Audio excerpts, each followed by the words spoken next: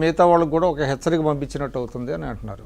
దాంతోపాటు నేను ఒకటి యాడ్ చేశాను, జనాల్లోకి కూడా ఈ కార్పొరేషన్ ని కావాలని నాశనం చేస్తున్నారు గత శక్తులు, అది కూడా హైలైట్ చేయదలుచుకున్నాడు అతను. కానీ గవర్నమెంట్లో అట్లా ఉండకూడదండి. గవర్నమెంట్లో అట్లాగా that is not the way the government works. ఇప్పుడు ఈ పర్టికులర్ కార్పొరేషన్లో ఆయనకి ఇబ్బందులు ఎదురవుతున్నాయి అని అన్నప్పుడు ఏం చేస్తారంటే గవర్నమెంట్కి ఒక నివేదిక అందిస్తారు.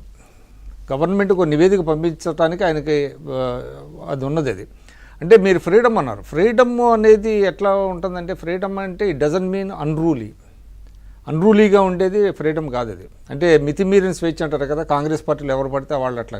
అంటే నేను I'm finding fault with not finding fault with GV Reddy గారు, ఆయన ఇంటెన్షన్ నేను తప్పు పట్టట్లా. కానీ ఇది గవర్నమెంట్లో ఏంటంటే ఒక కొత్తగా వచ్చినటువంటి గవర్నమెంటు, తేజస్వి గారు కూడా చెప్పారు ఎంత చంద్రబాబు నాయుడు గారు ఏ విధంగా కష్టపడుతున్నారు, ఏది చేస్తున్నారు అవన్నీ ఉంది. నేను కూడా చెప్పాను కదా, 10 నెలల్లో రిజల్ట్స్ చూపించారు. డెఫినెట్గా అది వచ్చే బడ్జెట్లో కూడా అది రిఫ్లెక్ట్ అవుతుంది అదంతా. కానీ ఇక్కడ ఏమవుతుందంటే సమస్యలు ఉన్నాయి.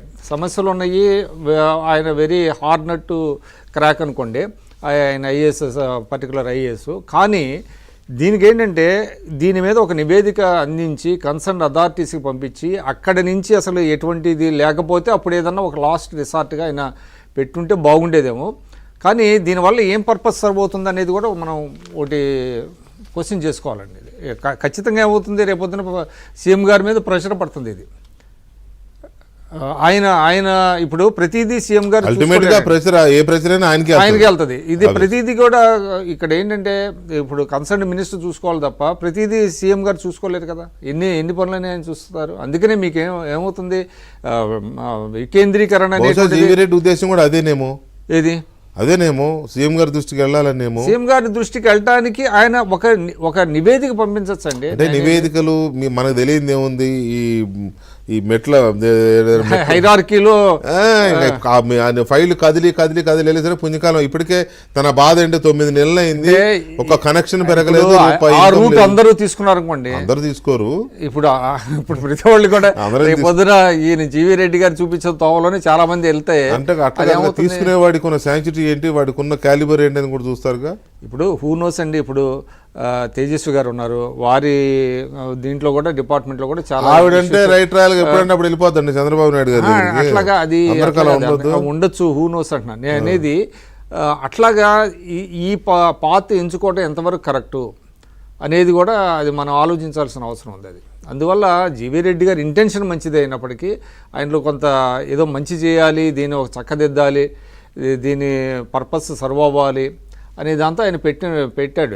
ఆయన దానికి మనం ఏమి ఇదవ్వాలి. కానీ ఇదే పరిష్కారమా అనేది కూడా డెఫినెట్గా ఇదే పరిష్కారమా అని అంటే ఇదే పరిష్కారం కాదు. కానీ పరిష్కారానికి మార్గం ఇదొక మార్గం, పరిష్కారం ఎత్తుకోవడంలో ఇదొక మార్గం. అయితే ఒకటి మీరు అందులో డెఫినెట్గా 2 ఉన్నాయండి. ప్రభుత్వంతో ముఖ్యమంత్రి గారితోనో లేకపోతే సంబంధిత మంత్రితోనో మాట్లాడుకుని సెట్ చేసుకోవాల్సిన ఇష్యూని పబ్లిసైజ్ ఎందుకు చేసుకోవడం అనేది ఒక యాంగిల్, నో డౌట్, దాన్ని నేను ఎవరు తప్పుపట్టరు. కానీ కొన్ని సందర్భాల్లో అందులో ఇంకొక యాంగిల్ కూడా ఉంది. కాబట్టి ఫైబర్ నెట్ అనే దాన్ని స్కామ్ మైన్ చేసి పడేశారు కాబట్టి వాళ్ళు దాన్ని కూడా జనం ముందు పెట్టి ఎండగట్టాలనే ఉద్దేశం కూడా తనకు ఉన్నట్టుంది. అయితే ఇక్కడ ఈ పాయింట్ దగ్గరికి వచ్చేసరికి నేనేమంటానంటే, తేజస్వి గారు, జీవీ రెడ్డి గారు ఇవాళ పెట్టిన ప్రెస్ కాన్ఫరెన్సు ముఖ్యమంత్రి చాలామందికి కొంత తొందర ఉంటుంది, కొంత తపన ఉంటుంది, 2 ఉంటాయి మనిషిలో.